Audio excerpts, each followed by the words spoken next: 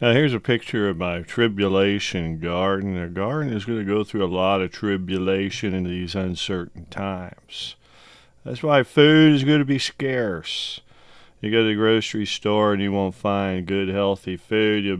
You'll find food doused with insecticides, doused with all kinds of corrosive coatings, even radiated food.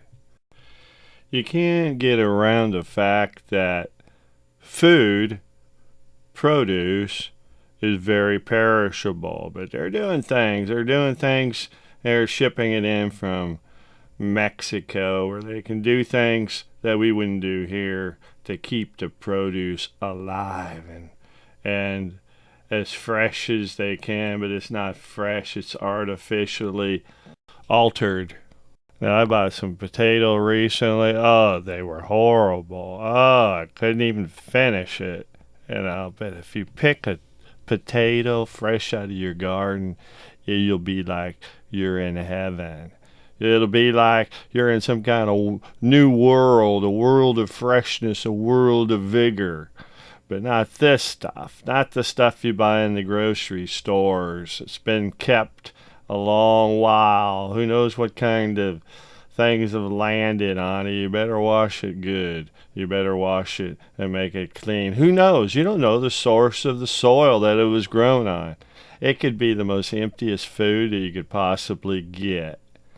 Well, anyway, I wanted to show you today a picture perfect of, winter. No, it's in April. It's in April, not a shower, but it's an April snowstorm. Now, the kind of information I give on this site, you should be subscribed if you're not, but on this site, it's goes complimentary with my book, Hay Gardens Without Bells, the pillar gardening method. And here's a pillar I'll show you that has snow on it.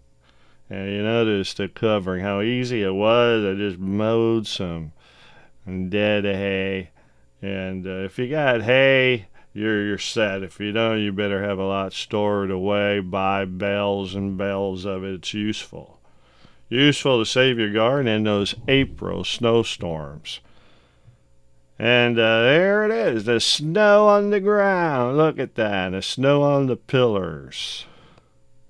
Snow coming down. It's unbelievable, but it does happen. It could happen in May too. That's what I've been reading.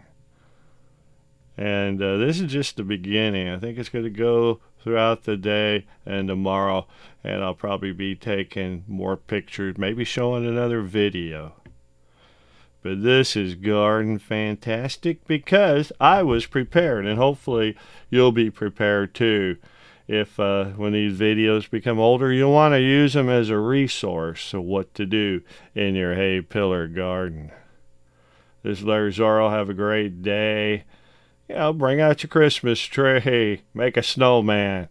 I'll be seeing you. Goodbye.